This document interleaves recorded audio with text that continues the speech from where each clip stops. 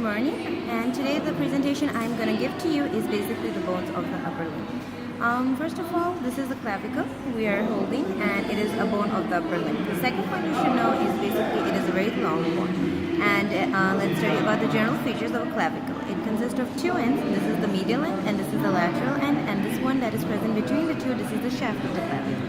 The medial end, as you can see, is rhomboid in shape, as you can see, and it is small as compared to the lateral end, which is flattened and much long as compared to the medial end, and this is the shaft. Now let's study about what are the clavicles. First of all, the most important thing is how to hold it in anatomically.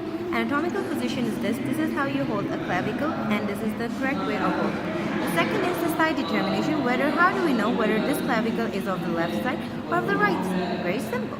The medial and this one, it will be towards the medial side of the body, means towards the rib cage, and this will be towards lateral and away from the body. And this is how you will be able to identify whether this clavicle is of the right side or whether of the left side. Now let's experiment.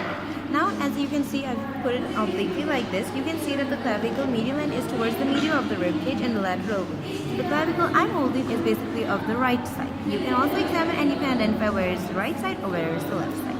Now let's come to a little bit of the general features of this clavicle bone. First of all, what is it, a clavicle? It is a long bone, obliquely placed, and it forms two types of joint. On the medial end, it articulates with the sternum and it forms the sternoclavicular joint, and at the lateral, it articulates with the acromion process of your scapula and it forms the acromioclavicular joint. That was about it. Now let's start about the medial end and the lateral end and the shaft. First of all, we will study about the medial end. This is the medial end and this is the lateral end. The medial end, you can see, is this one. It forms the 2/3 of the clavicle, and the lateral, it forms the 1/3 of the clavicle. The medial end, it consists of four surfaces. Number one is the anterior surface, the superior surface, the posterior surface, and on the bottom is your inferior surface. And on the inferior surface, you can see that it forms a groove here. This one, this is called as a subclavian groove for attachment of the subclavius muscle. Then coming to the lateral end, this one, it forms two surfaces and two borders. Here we have this one, this is the superior surface and this is the inferior surface, and the two borders are the anterior border and the posterior border.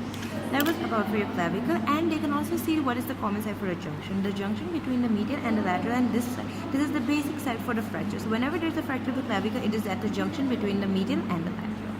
So that was about it, clavicle.